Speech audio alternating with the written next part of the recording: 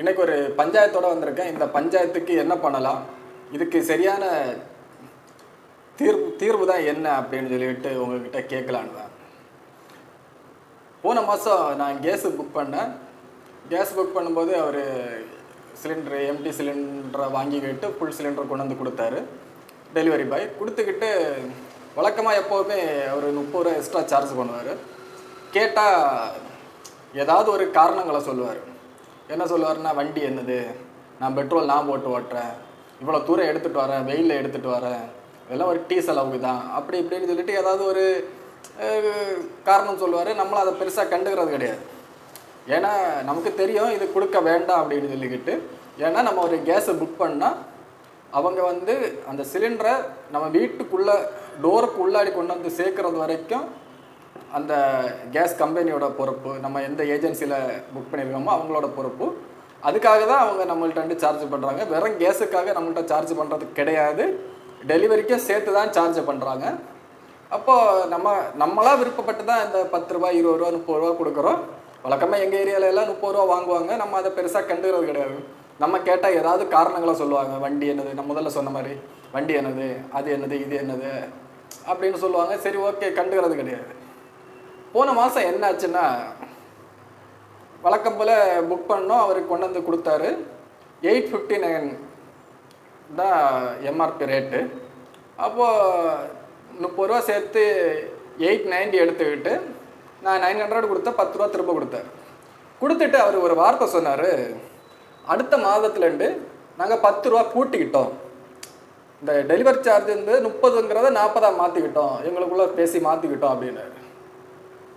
நானே 30 ரூபா உனக்கு சும்மா தான் தரேன், நீ 10 ரூபா அதில் கூட்டிக்கிட்டேன்னு சொன்னால் என்ன நியாயம் அப்படின்னு சொல்லிட்டு அவங்க ஆஃபீஸுக்கு ஃபோன் பண்ணேன். மேடம் இப்படி கேஸ் எடுத்துகிட்டு வந்தார், அதில் இன்னும் ரேட்டு போட்டிருந்து, அது வழக்கமாக 10-20 ரூபா எக்ஸ்ட்ரா வாங்குவார். சொன்னேன், ஓப்பனாக சொன்னேன், 10-20 ரூபா எக்ஸ்ட்ரா வாங்குவார். நான் அதை பெருசாக கண்டுக்கிறது கிடையாது. ஆனால் இந்த மாதம் இந்த மாதிரி ஒரு இதை சொல்லிக்கிட்டு போகிறாரு, நாங்கள் 10 ரூபா ஏற்றிக்கிட்டோம் அப்படின்னு சொல்கிறாரு. அதுக்கு காரணம் நான் என்னன்னு கேட்டாச்சுன்னாங்க, அவர் சொல்கிறாரு வண்டி என்னது, பெட்ரோல் என்னது, அப்புறம் வண்டிக்கு ஏதாவதுன்னா நான் தான் பார்த்துக்கணும், எங்களுக்கு இந்த டெலிவரியில் வர காசு தான் உண்டு அப்படிங்கிறாரு. நீங்கள் அவங்களுக்கு சேலரி கொடுக்குறீங்களா, எப்படி மேடம், நாங்கள் காசு கொடுக்கணுமா வேண்டாமா அப்படின்னு கேட்டேன். அதுக்கு அவங்க ஆஃபீஸ்லேருந்து ஒரே பதில் தான் சொன்னாங்க, நீங்கள் இதில் பில்லை விட 1 ரூபா கூட எக்ஸ்ட்ரா கொடுக்க வேண்டியது இல்லை அப்படின்னு சொல்லிட்டு. அப்போ நான் என் கேஸு கொண்டு வரவருக்கு ஃபோன் பண்ணேன், சும்மா ஏதாச்சும் ஃபோன் பண்ணேன். ஆனால் நான் நீங்கள் 10 ரூபா ஏற்றிக்கிட்டேன்னு சொல்கிறீங்க, நாங்கள் ஃபோன் பண்ணேன், சும்மா ஃபோன் பண்ணி கேட்டேன், அவங்க இப்படி சொல்கிறாங்களே அப்படின்னு சொல்லிட்டு. தப்புன்னு அப்போ நீங்கள் அவங்க யார்கிட்ட ஃபோன் பண்ணி கேட்டிங்களோ அவங்கள்ட்டே கேஸ் வாங்கிக்கோங்க அப்படின்ட்டாங்க. இதுக்கு தீர்வு நான் அடுத்த மாதம், இப்போ நம்ம இனி அடுத்த கேஸு தீர்ந்த உடனே நான் புக் பண்ணி அவர் கொண்டு வந்து கொடுக்குறாரா இல்லையாங்கிறத நம்ம பார்த்துக்கிட்டு அடுத்த வீடியோ போடலாம். ஆனால் இவர் இந்த மாதிரி சொன்னதுக்கு நம்ம என்ன பண்ணலாம், இதை கம்ப்ளைண்ட் பண்ணலாமா, யார்கிட்ட கம்ப்ளைண்ட் பண்ணலாம், எப்படி கம்ப்ளைண்ட் பண்ணலாம், இதை எப்படி முறைப்படுத்துவது, எப்படி சரிப்படுத்துவது? ஏன்னா எம்ஆர்பி ரேட்டு டெலிவரி சார்ஜ் எல்லாம் சேர்த்து தான் 859 நம்ம கொடுக்குறோம். இதில் அவங்க கொண்டு வர டெலிவரி பாய் நம்மள்கிட்ட 10-20 ரூபா எக்ஸ்ட்ரா கேட்குறாரு. சரி, ஓகே, நம்ம மனிதாபிமான அடிப்படையில் ஓகே கொடுக்குறோம். அவர் வெயிலில் கொண்டு வராரு, டீ குடிக்கட்டும், சர்பத்து குடிக்கட்டும், ஏதோ ஒன்று பண்ணட்டும். ஆனால் அவங்க வலுக்கட்டாயமாக நம்மள்கிட்ட அடுத்த மாதத்துலேருந்து 40 ரூபா தரணும் அப்படின்னு வலுக்கட்டாயமாக கேட்குறதுக்கு நம்ம என்ன பண்ணலாம்? ஆஃபீஸில் கொடுக்கக்கூடாதுங்கிறாங்க, இவர் அடுத்த மாதம் இவங்க அங்கண்டே நீங்கள் குடோனில் போய் எடுத்துக்கோங்கிறாங்க. இதுக்கு நம்ம என்ன பண்ணலாம், இதுக்கு ஒரு தீர்வு தான் என்ன அப்படிங்கிறத கமெண்டில் சொல்லுங்கள்.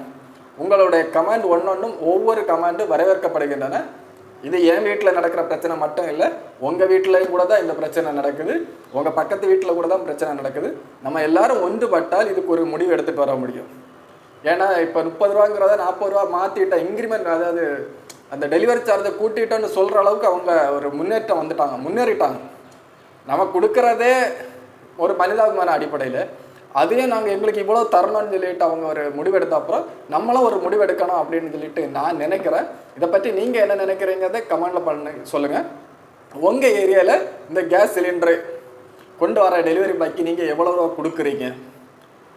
அப்படிங்கிறதையும் நீங்கள் கமெண்டில் சொல்லுங்கள். நீங்கள் இதை பற்றி யார்ட்டையாவது ஏதாவது சொல்லியிருக்கீங்களா, ஆஃபீஸில் கம்ப்ளைண்ட் பண்ணியிருக்கீங்களா, இல்லை நீங்கள் டெலிவரி பாய்ட்டே கேட்டிருக்கீங்களா, கேட்டு அவங்க என்ன பதில் சொன்னாங்க, என்ன ரிப்ளை கொடுத்தாங்க அப்படிங்கிறதையும் நீங்கள் கமெண்டில் சொல்லுங்கள்.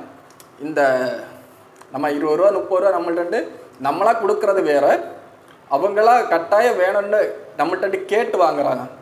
இந்த தவறை நம்ம சரி பண்ணுவது எப்படி? இப்போ நம்ம கொடுக்குறது இப்போ 860 ரூபான்னா 10 ரூபா 20 ரூபா நம்ம சேர்த்து கொடுக்குறோம். அது நம்மளாக கொடுக்குறது, சரி வெயிலில் எடுத்துகிட்டு வரேன்னு சொல்லிட்டு நம்மளாக கொடுக்குறது ஒரு மனிதாபிமான அடிப்படையில். இது இல்லாமல் அவங்களா இல்லை எங்களுக்கு அடுத்த மாதத்துலேருந்து 40 ரூபா தரணும்னு சொல்லிட்டு வலுக்கட்டாயமாக சொல்கிறதுக்கு நம்ம அவங்களுக்கு சரியான பதில் எந்த முறையில் சொல்லலாம், எப்படி சொல்லலாம் அப்படிங்கிறத கமெண்டில் சொல்லுங்கள். உங்களுடைய ஒவ்வொரு கமெண்ட்டும் வரவேற்கப்படுகின்றன. நன்றி, வணக்கம். இது என் வீட்டு பிரச்சனை, உங்கள் வீட்டு பிரச்சனை, பக்கத்து வீட்டு பிரச்சனை இல்லை. இது நம்ம ஏரியாவிலே பெரிய பிரச்சனை, நம்ம மாநிலத்தில் பிரச்சனை, நம்ம மாவட்டத்துக்குள்ளேயே இதாக நடந்துகிட்ருக்கு. இப்போ என் வீட்டில் மட்டும் நடக்கலை, எல்லா வீடுகள்லேயும் இது நடந்துகிட்ருக்கு. ஸோ இதுக்கு ஒரு சரியான முடிவு பண்ணுறதுக்கு எல்லாரும் ஒத்துழைங்க. நன்றி, வணக்கம்.